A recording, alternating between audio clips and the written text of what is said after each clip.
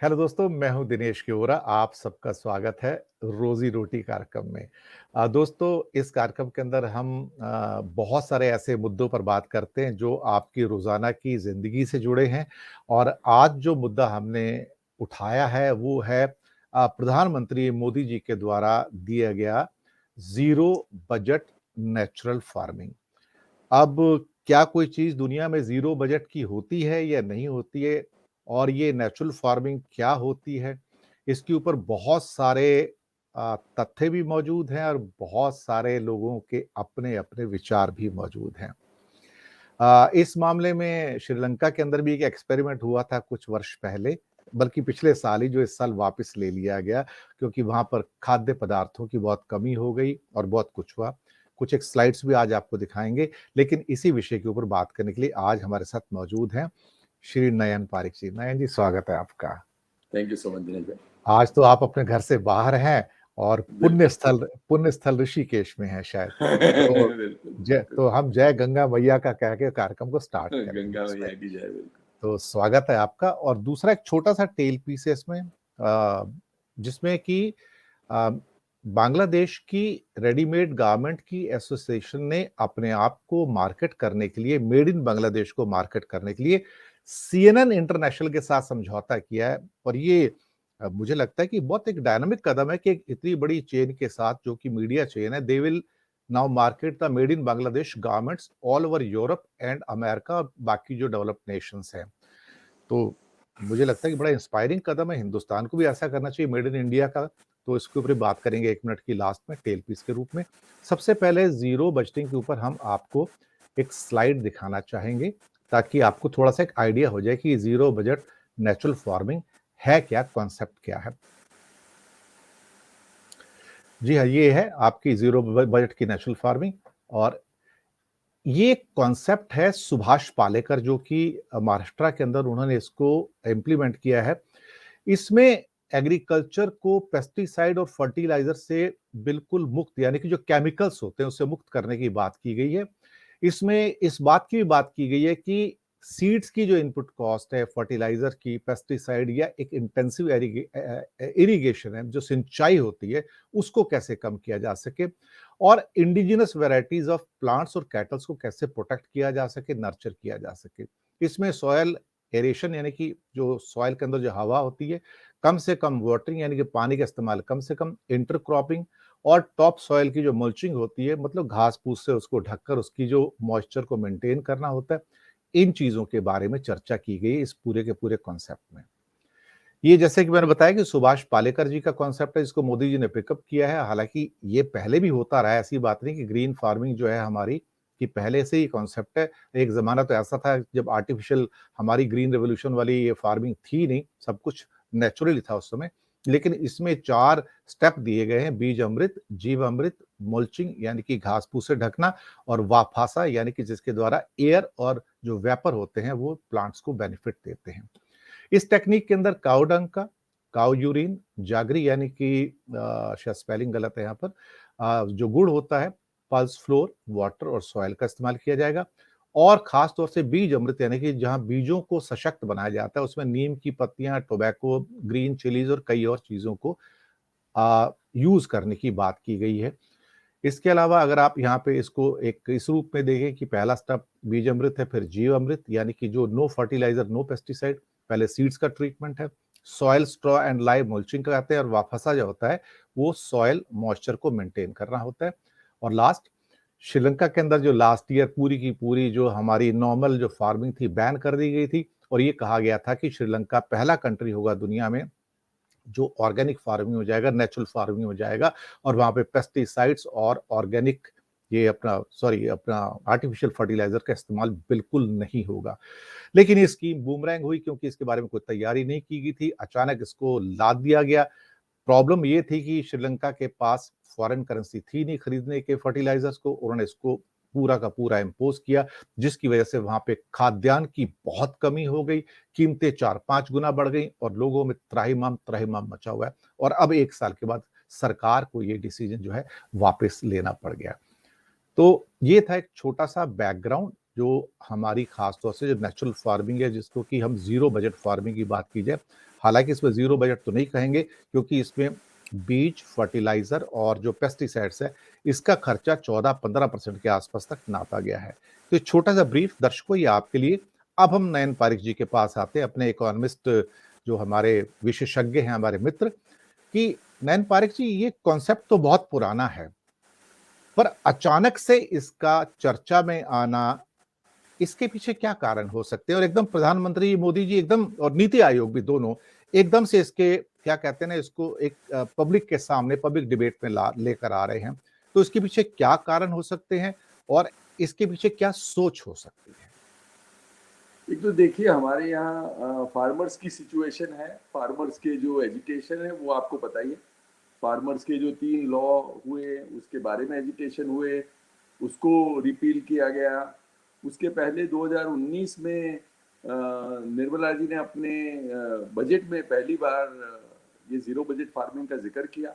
प्रधानमंत्री ने भी इसके बारे में बात की। तो फार्मर्स की जो हालाकियाँ हैं, उनकी जो तकलीफ़ें हैं, उनको जो लोन और ऋण मुक्ति की बातें चल रही है, तो फार्मर्स के बारे में कुछ ना कुछ जो हमारे यहाँ प्रश्न आते रहे हैं, उसको सुलझाने के लिए कई प्रयास सरकार जो कर रही है, उसमें एक ज़ीरो बजट का भी सहारा लिया गया है कि भाई ज़ीरो बजट जी, फार्मिंग एक ऐसा फार्मिंग हो जिसमें कि फार्मर को ऑलमोस्ट, आपने जैसे कहा वो ज़ीरो बजट तो नहीं हो सकता, क्योंकि ज़ीरो बजट मतलब बिल्कुल ज़ीरो रुपये में तो नहीं काम बन सकता, पर जो मिनिमाइज़ हो सके तो वो कैसे करा जाए। और उसमें कर्नाटका में आपने जैसे बताया उसकी शुरुआत की थी पद्मश्री जो पालेकर जी ने।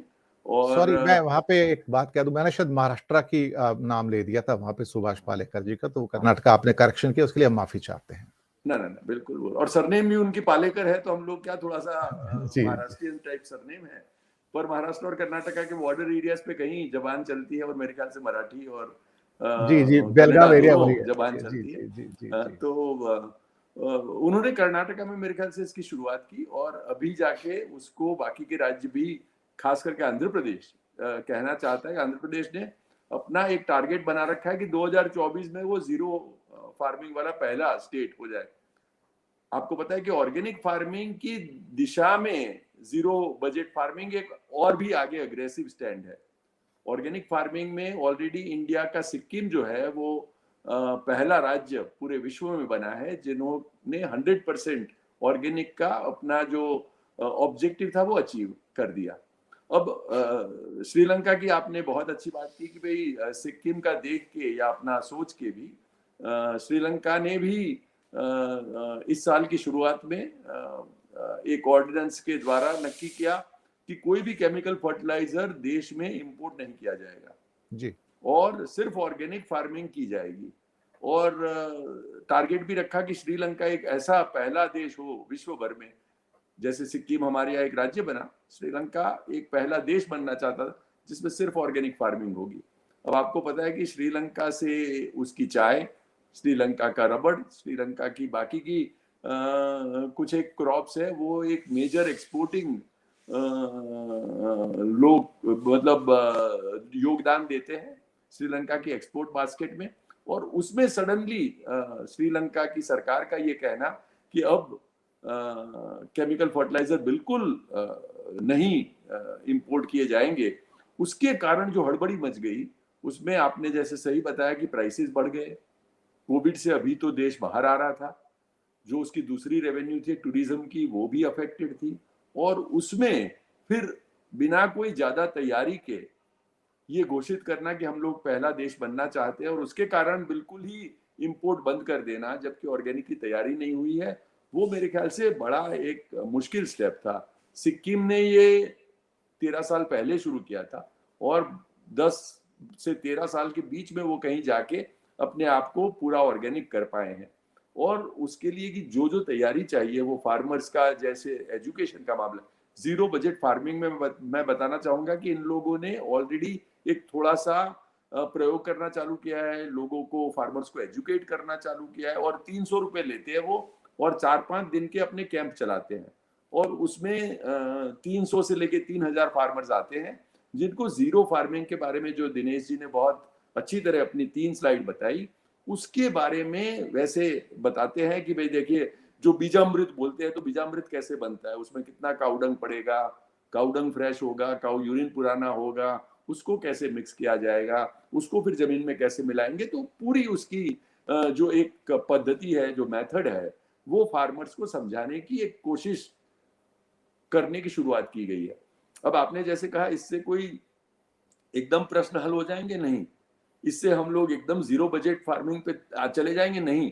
पर यदि ये दिशा में आगे बढ़ते हैं तो हम लोग अपना इरिगेशन में भी, ये लोग खास तो एक जीरो कॉस्ट में कॉस्ट और फर्टिलाइजर का बहुत कम प्रयोग करते हैं, पर उसके साथ भी इनका, पालेकर जी का मानना है कि इतना ज्यादा पानी की रूट्स को आवश्यकता ही नहीं है।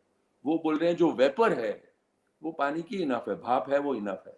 और इसीलिए पानी का जो उपयोग है और इरिगेशन का जो उपयोग है, वो ये फार्मिंग में कहीं 5-10% लाया जाएगा। अब ये सब जो बातें हैं, जैसे आपने कहा, एक फ्यूचरिस्टिक है, उसके बलबूते पे आज हम लोग कुछ बंद कर दे, कुछ एक एकदम बदलाव ले आए, वो मेरे ख्याल से थोड़ा जल्दबाजी होगी। इस पे शुरुआत करना बहुत अच्छा है, ये एक सही डायरेक्शन में कदम है।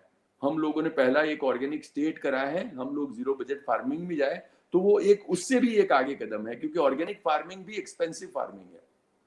पर जीरो फार्मिंग में कोशिश करी जाती है कि जो प्रोडक्शन कॉस्ट है फार्मर की, वो कम से कम हो जाए।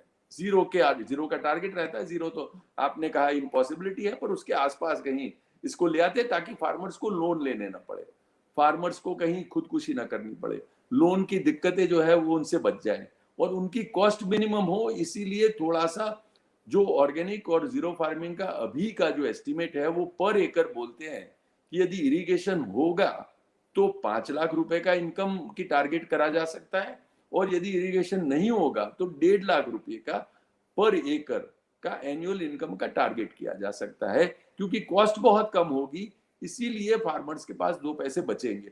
पर इसके साथ ये भी देखना है कि हम लोग क्रॉप ले पाएंगे, और क्रॉप ले पाएंगे तो जो ऑर्गेनिक पद्धति के कारण हमारे क्रॉप में पहले तो 50% मेरे ख्याल से आधा हो जाएगा क्रॉप, उसके लिए हम लोग क्या व्यवस्था करते हैं, फार्मर्स को क्या सपोर्ट करते हैं। श्रीलंका में भी कुछ एक सब्सिडी की घोषणा की गई थी, जो वो दे रहे हैं पर एकड़। हम लोग फार्मर्स को कैसे 5-1 साल अपना हैंड होल्ड करके ऑर्गेनिक फार्मिंग कैसे मार्केट करना वो सिखाते जाएंगे। और वो यदि फिर, मेरे ख्याल से लॉन्ग रन में सभी एग्रीकल्चर जो रिसर्च है वो बता रहे हैं कि आप जो भी कन्वेंशनल फर्टिलाइजर से, केमिकल फर्टिलाइजर से आप जो भी प्रोड्यूस करते हैं, वो मोर और लेस ऑर्गेनिक फर्टिलाइजर से भी उतना ही या उससे थोड़ा सा ज्यादा प्रोड्यूस कर सकते हैं, यदि आपकी मेथड सही हो। तो मेरे ख्याल से रास्ता सही है, हम लोगों को जाना भी जरूरी है।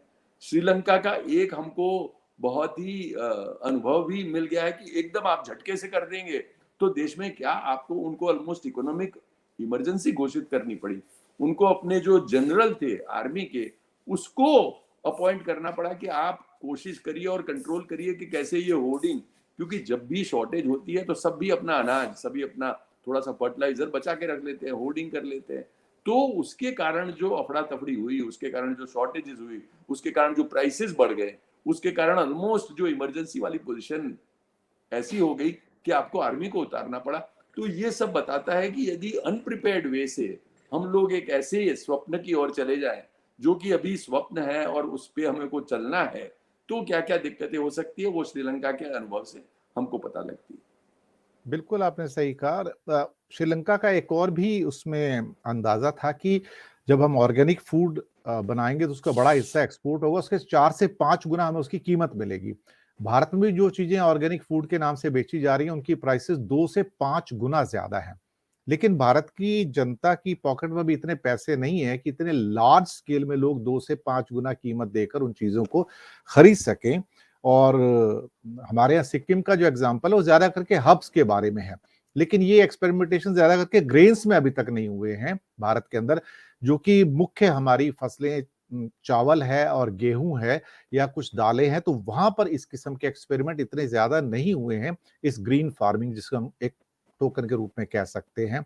तो एक मुझे लगता है कि कम से कम नहीं तो 5 से 10 साल का वक्त चाहिए होगा, जब इसके ऊपर लार्ज स्केल पे कुछ कुछ जगह पर पॉकेट्स में एक्सपेरिमेंट किए जाएं, उनके रिजल्ट्स को कोलेट किया जाए और फिर उसको एनालाइज किया जाए कि अल्टीमेटली यहाँ से जो प्रोडक्ट निकल रहा है, अगर थोड़ी ज्यादा कीमत मिलती है ऑर्गेनिक करके तो ठीक है, लेकिन सारी जनता उसमें आएगी तो फिर सब तो उसको हाई प्राइस के ऊपर नहीं ले पाएंगे। तो ये बहुत बड़ी बात है। लेकिन इसमें कुछ चीजें ऐसी भी आई कि इससे कि डेट कम होगा तो सुसाइड रेट कम हो जाएंगे। ये बात कुछ समझ नहीं आई सरकार की कि किसानों के जो सुसाइड्स हैं वो कैसे इसको वो रिलेट कर सकते हैं। ये बात, डेट कम होगा, लेकिन क्या जरूरी है डेट कम होगा? इसके बारे में अभी कोई भी निर्णय पर पहुंचना बहुत मुश्किल है देखा जाए तो, क्योंकि अभी जीरो बजट की बात हो रही है, लेकिन जीरो बजट जैसी कोई चीज नहीं है। किसान की बिजली के बिल बढ़ रहे हैं, इसमें कोई शक नहीं है। पानी के बिल उसके बढ़ रहे हैं, या जमीन से पानी के जो संसाधन होते हैं, बीज मार्केट के अंदर महंगे हो रहे हैं। और जो नेचुरल जो हर्ब्स हैं, जिसमें गुड़ भी मिलाना है, आपको दालों का आटा भी मिलाना है, और इतना गोबर देसी गाय का आप कहाँ से लाएंगे? एक कांस्टेंट बहुत सारे हैं, और जर्सी गाय का गोबर नहीं होना चाहिए, पुराना गौमूत्र लाना चाहिए। तो इनकी इनपुट कॉस्ट भी नयन भाई कोई कम नहीं है देखा जाए तो। एक छोटी सी टिप्पणी बिल्कुल इसके सही। ऊपर। बिल्कुल ऐसा अभी एस्टिमेट किया गया है कि एक जो हमारी देसी गाय है वो कहीं 30 एकड़ जमीन के लिए सफिशिएंट गौमूत्र और अपना काउडंग देगी, ऐसा एक एस्टिमेट है। अब वो सही है गलत है कितना उसके आसपास है नहीं है वो देखने वाली बात है। पर बिल्कुल आपने कहा वो zero budget is more a target जहां उस डायरेक्शन में जाना है, पर वहां जीरो बजट पहुंच जाएंगे वो तो बड़ा मुश्किल है। और आपने कहा जीरो बजट क्या होता है फाइनली, जीरो पे कैसे ले आए? आप कुछ ना कुछ तो कॉस्ट रहेगी ना। आप यदि अपनी जैसे कहा बिजली का खर्चा जीरो कैसे हो जाएगा सर एक यदि खर्चा आप और थोड़ा भी सा है। भी पानी यूज करते हैं? सर एक खर्चा और भी है। आपका लैंड है जिसको यूज किया जा रहा है, और बिल्कुल उसके ऊपर बिल्कुल। किसान जो डेली मेहनत कर रहा है, पिछले 4 महीने तक मेहनत करेगा एक क्रॉप के उसकी लिए, डेली वेज तो क्या गिनोगे आप? सर उसकी उसको मेहनत के कैसे क्या काउंट दाम है? करेंगे? उसको कैसे काउंट बिल्कुल करोगे? सही बात। वही मैं कह रहा हूँ कि मेरे ख्याल से फिर वो बात आएगी कि भाई आउट ऑफ पॉकेट एक्सपेंसेस थोड़े कम होंगे, तब उसकी जमीन के जो खर्चे हैं उसको न गिना जाए, उसके लेबर का खुद का जो टाइम है उसकी वैल्यू न गिनी जाए। और अभी जो ऑर्गेनिक का आपने बताया, ऑर्गेनिक में सिक्किम से प्रेरित होके अभी त्रिपुरा ने घोषित किया है, और उत्तराखंड जहाँ की मैं आज हूँ उस राज्य ने भी घोषित किया है कि वो भी अगले 2-3 साल में पूर्णतया ऑर्गेनिक फॉर्म में जाना चाहेंगे। इनफैक्ट यहाँ मेरी एक दो फार्मर से बात हो रही थी, वो भी कह रहे थे कि यहाँ जो जो फार्मिंग होती है, खैर यहाँ एक फर्टिलाइजर का उनके पास गुंजाइश भी नहीं होती है, तो ऑलरेडी एक ऑर्गेनिक की ओर चले हैं। और वो एक दो राज्य भी सिक्किम से प्रेरित होके कोशिश कर रहे हैं कि वो ऑर्गेनिक के रास्ते पे कैसे जाए। पर आपका सही पॉइंट रेज करने की बात है कि भाई जीरो मतलब कि इसमें क्या क्या कॉस्ट को आप जीरो मान लेंगे, जो फार्मर्स के टाइम की कॉस्ट क्या मानेंगे, उसके जो लैंड की कॉस्ट क्या मानेंगे, और बाकी की कुछ एक चीजें तो लगेगी ही, जैसे थोड़ा सा तो पानी लगेगा, थोड़ा सा तो पावर लगेगा। तो मेरे ख्याल से जीरो की जगह इसको फाइनली कहना कि मिनिमल कॉस्ट, लो वो कॉस्ट कहा सही जाए तो होगा। और बात है, लो कॉस्ट हाँ कि कहा भाई जाए तो ये फिर भी बहुत ही ठीक है। कम से कम जो कॉस्ट पे, क्योंकि इनका एग्जाम्पल ये जीरो के लिए ये था कि ये प्रेरित इससे हुए थे कि भाई जंगलों में इतने फ्रूट्स होते हैं, जंगलों में ये चीज अपने आप चीज बनती है, नेचर अपने आप उसका ध्यान रखता है, उसके करीब हम कैसे जाए? वहां तो कोई फार्मर है नहीं, वहां कोई देखने वाला है नहीं, फिर भी जो हमारे वन है वो हम लोगों को थोड़े फ्रूट वगैरह देते जाते हैं साल बसाल, और ढेर सारे फ्रूट देते हैं जो कि वहां की जो इको लाइफ है उसको सपोर्ट करते हैं। उस बेसिस पे कैसे हम जाए और कैसे हम अपने खर्चे को मिनिमम करके करें?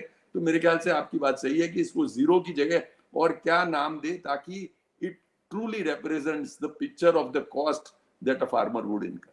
बिल्कुल। और एग्रीकल्चर एक ऐसा एरिया है जहां पर इंस्टीट्यूट से जब चीजें निकलती हैं और खेत तक पहुंचती हैं, उन्हें 5 से 10 साल लगते हैं।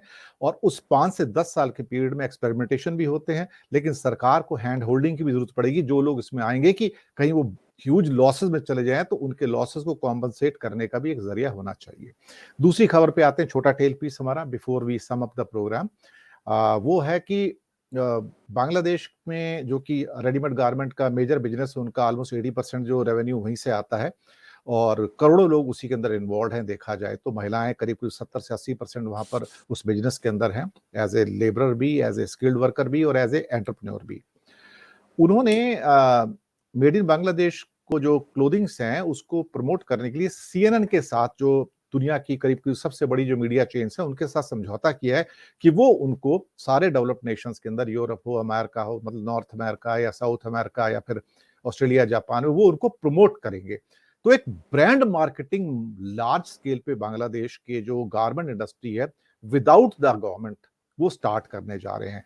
तो इस किस्म का मैंने कभी कोई कैंपेन देखा नहीं साउथ एशिया के किसी कंट्री से किसी एक प्रोडक्ट के बारे में, और वो भी एक मेजर मीडिया चेन के द्वारा। तो एक ये अच्छा इनिशिएटिव सर, इंडिया को भी इससे थोड़ा इंस्पिरेशन लेना चाहिए। अरे बिल्कुल सही बात है। इनफैक्ट हम लोग, क्योंकि मैं गुजरात में हूँ और गुजरात में मोरबी करके एक जगह है और मोरबी हाँ में जी। सिरामिक टाइल्स बनते हैं और पूरे विश्व में कहीं किसी को टाइल्स की कोई परचेज करनी हो तो मोरबी का एक जिक्र जरूर होता है। जी। तो मोरबी में ये बहुत कोशिश की गई थी कि उसको मोरबी का ब्रांड लेके कैसे प्रमोट किया जाए। हमारे यहाँ बनारसी साड़ी से लेके कुछ एक चीजें ऐसी है जो पूरा रीजन बनाता है, उसको यूनिक है, प्रमोट यूनिक। करने की हमेशा हमारे मन में मंशा रही है। अब उसके लिए जो बांग्लादेश ने करके दिखाया वो इतनी बड़ी बात है। उन्होंने सीएनएन के साथ एक पार्टनरशिप साइन कर ली जी। और पार्टनरशिप का मतलब ये होता है कि सिर्फ एडवर्टीजमेंट ही नहीं होगी, क्योंकि एडवर्टीजमेंट की क्रेडिबिलिटी थोड़ी सी कम इसलिए होती है क्योंकि एडवर्टाइजर खुद अपने बारे में कुछ बात करता है। और जब कोई एडवर्टाइजर खुद अपने बारे में बात करता है तो लोग मान लेते हैं कि थोड़ा सा बढ़ा चढ़ा के बोलते होंगे और इसलिए एक डिस्काउंटिंग फैक्टर लगता है। पर जब कोई एक media agency as a partner आपके साथ जुड़ता है तो पहले तो वो भी उस बात को मानता है कि आपकी बिजनेस प्रैक्टिसेस रेडीमेड गारमेंट में बहुत ग्लोबल है। आपकी जो इकोनॉमिक एक्टिविटी है वो ग्लोबल स्केल पे है, आपकी जो प्रोडक्ट है वो ग्लोबली एक्सेप्टेबल है। आप जिस तरीके से इसको करते हैं उसमें आप एम्प्लॉयज का भी ध्यान रखते हैं, अपने कस्टमर का भी ध्यान रखते हैं, अपनी इकोलॉजी का भी ध्यान रखते हैं। तो एक बहुत ही रिस्पॉन्सिबल तरीके से जो बिजनेसेस करते हैं उस तरह से मेरे ख्याल से बांग्लादेश के रेडीमेड गारमेंट को प्रोजेक्ट करने की ये बात है। और बांग्लादेश में खुद में भी रेडीमेड गारमेंट के साथ इसमें और भी 3-4 इंडस्ट्री जुड़ी है जो कि एक्सपोर्ट रिलेटेड है। और मेरे ख्याल से, मैं जहां तक मैंने जाना है, इसका कहीं पहले साल का जो एक्सपेंस का प्रोविजन है वो करीब $450 मिलियन का है। तो $450 मिलियन जो है वो वहां की प्राइवेट इंडस्ट्री पंप करेगी। सीएनएन उसके साथ मिलके बहुत ही इंस्पायरिंग वो कहानियां बताएगा जो बांग्लादेश ने पिछले 20 साल में बुनी है और जिसके जरिए बांग्लादेश ने एक इकोनॉमिक प्रगति की है, उनकी महिलाओं ने काम पाया है और वर्ल्ड ने एक ऐसा वर्ल्ड क्लास गारमेंट पाया है जो कि प्राइस वाइज भी अट्रैक्टिव हो। तो ये जो एक बांग्लादेश की यश गाथा है वो मेरे ख्याल से अब सीएनएन और बांग्लादेश मिलके बताएंगे पूरी दुनिया को, और दुनिया ऐसी कहानियों से इंस्पायर होती है, सुनती है। इसके कारण बांग्लादेश का मार्केट बखूबी बढ़ेगा, उनका जो रियलाइजेशन है प्राइस वो बढ़ेगा। और मैं समझ रहा हूँ कि हम जो लोग जैसे मोरबी में बात कर रहे थे, ऐसे जहां जहां जिस रीजन में हम लोग एक अच्छा काम कर रहे हैं और ग्लोबली हमारा जहां पहचान है, जैसे सूरत का डायमंड में है, तो हम लोग कैसे 90% of the diamonds which are there in the world are processed in Surat. तो हम सूरत की कैसे पहचान पूरी दुनिया को बताएं, दुनिया के सामने रखे। मेरे ख्याल से ये बांग्लादेश का अनुभव जो ऐसा है और बांग्लादेश ने जो एक बात करी है उससे हम सबको मेरे ख्याल से कोई ना कोई जो ग्लोबली इन्फ्लुएंशियल मीडिया है उसके साथ जुड़ के हमारी बात रखने का मेरे ख्याल से एक जो एडवांटेज है वो बांग्लादेश का हम अगले साल में उनके साथ उनके अनुभव से सीखेंगे। बिल्कुल आपने सही कहा। तो दोस्तों ये था आज का रोजी रोटी कार्यक्रम, और बात बिना लाग लपेट के कहते हैं और बिल्कुल सीधी सच्ची तरीके से कहते हैं। यहाँ पर जो बातें की जाती हैं वो बिल्कुल पिन पॉइंटेड होती हैं, और नयन भाई तो क्या कहते हैं, बहुत सूक्ष्म नजर रखते हैं ना। तो हर चीज जो निकल कर आती है वो बहुत सूक्ष्मता से आपके सामने निकल कर आती है। इन्हीं शब्दों के साथ हम लेंगे विदा, और नयन भाई का करेंगे बहुत बहुत शुक्रिया अदा कि उनकी यात्रा तो सफल रही है, और उनकी अब जो वहां से यात्रा होने वाली है अपने होम टाउन में वो भी सफल हो, उसकी हम कामना करते हैं। और दर्शक मित्रों, हम आपसे लेते हैं विदा, और इस वादे के साथ कि अगले हफ्ते रोजी रोटी में फिर आपसे मिलेंगे नयन भाई के साथ, नए विषय के साथ, नए मुद्दे के साथ। हमें दीजिएगा आज्ञा। धन्यवाद आप सबका। नयन भाई आपका भी बहुत बहुत धन्यवाद। Thank you so much.